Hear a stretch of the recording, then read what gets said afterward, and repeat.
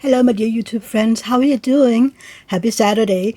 So today is Fairy Tale Day. Yay! I'm going to read you another fairy tale from Hans Christian Andersen. And this one is one of the more known one. So I can't wait to hear what you think about it. But first, if you're new here, hi, my name is Mia and I live in Denmark with my husband and 4 cats. And I really hope you like it here. So please consider subscribing. The subscribe button is right down there. Next to it, you will find a bell. If you ding that and choose all, you'll be notified whenever I put up a new video. And if you're back, hi friends, welcome back. I'm so happy to see you again. So, this is my fairy tale day. It's Saturday and it is a little gray here in Denmark today. So, I would want the sun to come out, but it's okay. It isn't cold. So, like I said, this fairy tale is one of the more known one, at least in Denmark.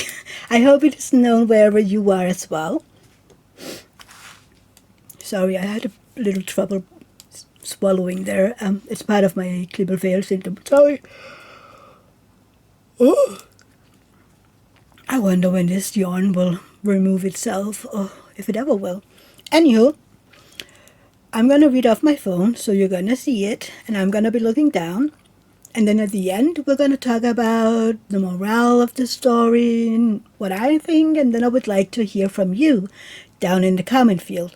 But before we get started, don't forget to give this video a thumbs up. It really does mean a lot to me. It helps my channel grow and all the YouTube-y stuff, you know? So yeah, please give a thumbs up and let's get going. So this one is called The Emperor's New Suit.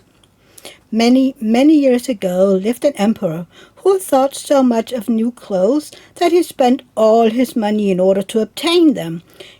His only ambition was to be always well dressed. He did not care for his soldiers, and the theaters did not amuse him.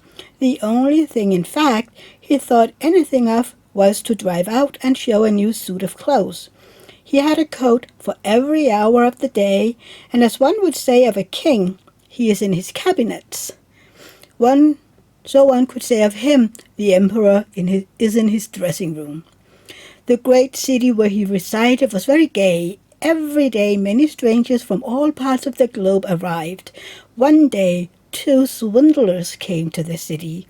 They made people believe that they were weavers and declared they could manufacture the finest cloth to be imagined.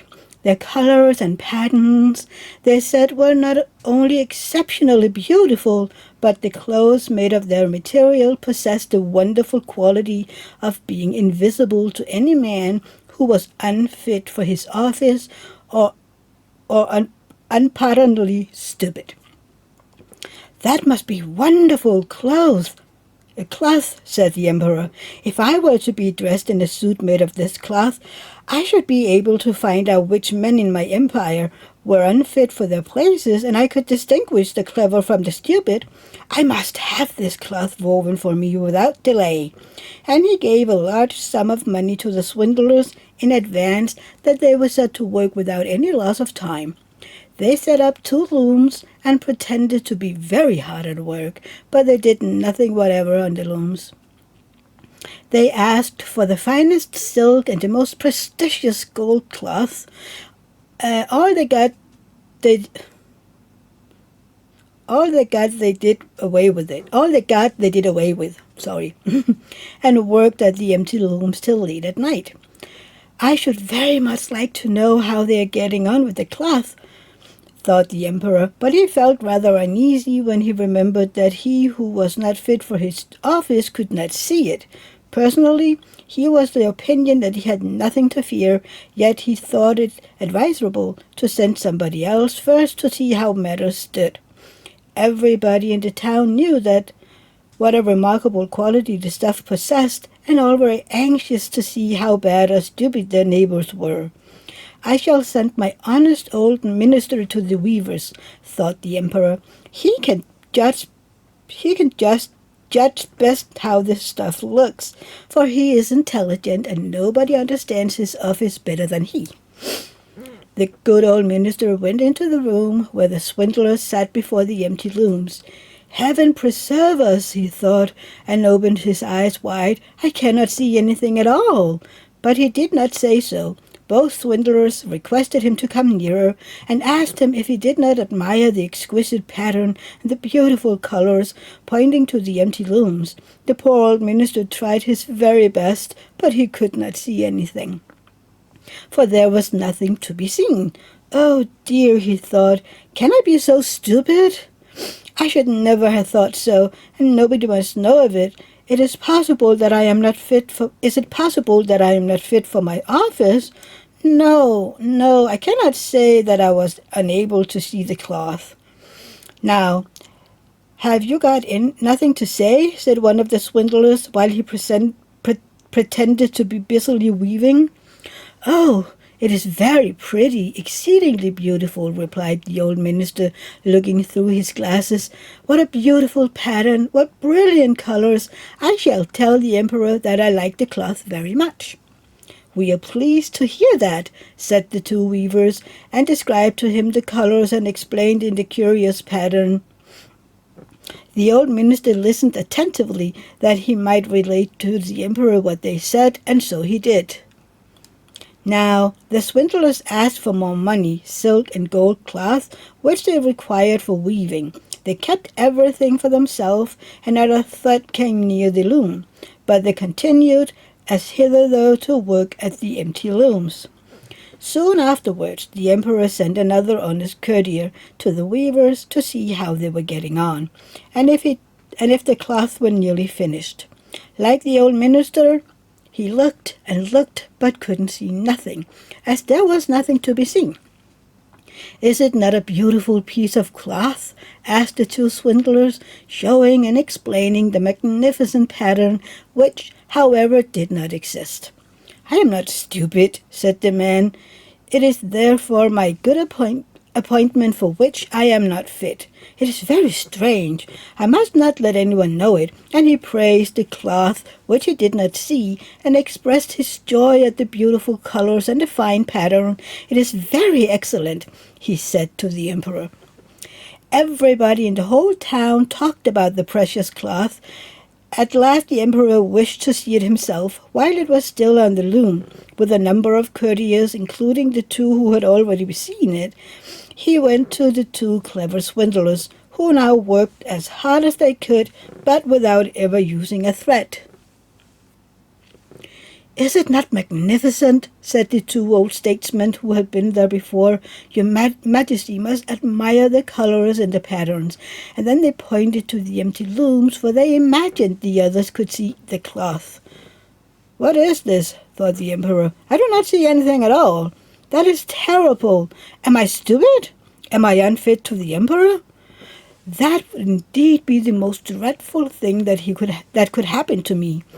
Really, he said, turning to the weavers, your cloth has the most gracious approval, and nodding contentedly he looked at the empty looms. Contentedly he looked at the empty loom, for he did not like to say that he saw nothing.